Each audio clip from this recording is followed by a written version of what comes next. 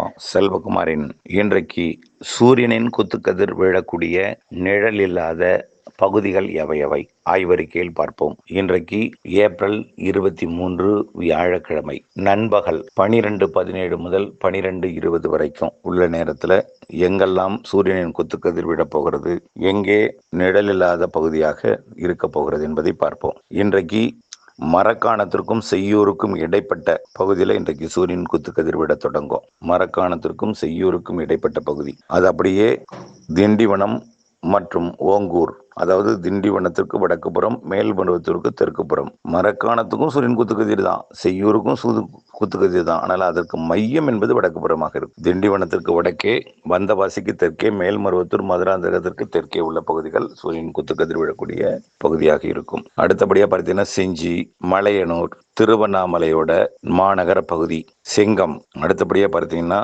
ஊத்தங்கரை, செங்கம், ஊத்தங்கரை. அதற்கு தெற்கே இருக்கக்கூடிய அந்த மலைப்பகுதி சாத்தனூர் அணைக்கட்டு பகுதியும் அடங்கும். அப்படியே பார்த்தீங்கன்னா பாலக்கோட்டிலேருந்து அப்படியே கர்நாடக பகுதி, மைசூரை மையமாக வைத்து இன்றைக்கு சூரியன் குத்துக்கதிர். மாகேக்கு வடக்கு புறம், வடக்கு கேரளா பகுதி, வடக்கு கேரளாவோட மாகேவுக்கு வடக்கு புறம் உள்ள பகுதிகள் இன்றைக்கு சூரியன் குத்துக்கதிர் விழ இருக்கிறது.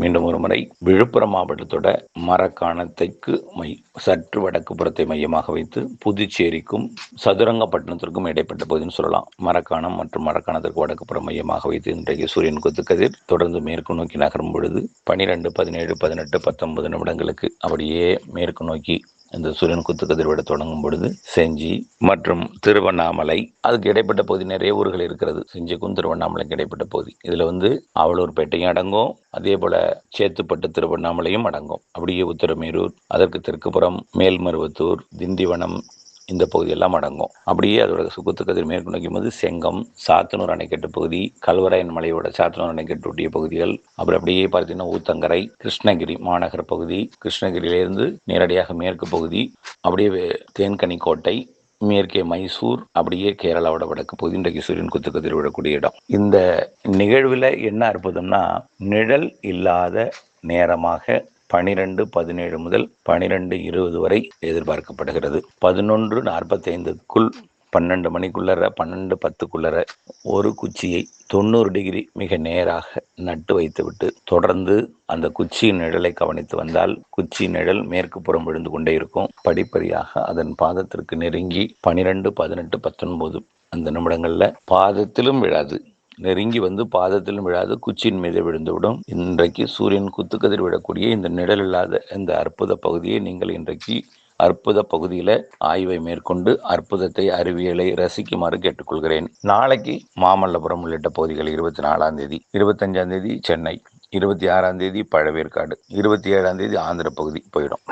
ஆக இந்த நிழல் இல்லாத நாள் வருவதற்கான காரணம் சூரியனின் குத்துக்கதிர், அதாவது சூரியனை பூமி 23 டிகிரி சாய்ந்த நிலையில சொல்லுகிற காரணத்தினாலே தெற்கே 23 டிகிரியிலிருந்து வடக்கே 23 டிகிரி வரை, அதாவது மகர ரேகையிலிருந்து கடக ரேகை வரை சூரியன் குத்துக்கதிர் வடக்கும் தெற்குமாக பயணித்துக் கொண்டிருக்கும். ஜூன் மாதம் 21ஆம் தேதி வடக்கே இருந்தது, பிறகு செப்டம்பர் 21 நிழலுக்கோட்டை அடைந்தது, பிறகு டிசம்பர் 21 மகர ரேகை அடைந்தது, மார்ச் 21 நிழல்கோட்டை அடைந்து இப்பொழுது ஏப்ரலிலே தமிழ்நாட்டின் ஊடாக வடக்கு நோக்கி தினம் ஒரு வழித்தடம் வழியாக பயணித்து 26ஆம் தேதிக்கு மேல் ஆந்திர பகுதியில் பயணித்து ஜூன் 21ஆம் தேதி கடக ரேகை அடையும். மீண்டும் அங்கிருந்து ஆகஸ்ட் மாதம் தமிழ்நாட்டில் சூரியன் குத்துக்கதிர் விழ செய்யும். இருந்தாலும் அப்பொழுது தமிழ்நாட்டின் சூரியன் குத்துக்கதிர் விழக்கூடிய நாள் அந்த ஆகஸ்டிலே தென்மேற்கு பருவ சாரல் இருக்கும் என்பதனால அது அந்த நேரத்தில் கோடையாக தெரியாது, குளிர்ந்த சீதோஷ நிலையாக இருக்கும். ஆனால் அப்பொழுதும் ஒரு நிழலில்லாத அந்த நாட்களை நாம் ரசிக்கலாம். தொடர்ந்து இப்படிப்பட்ட அறிவியல் அற்புதங்களை மாணவர்களுக்கு ஊட்டி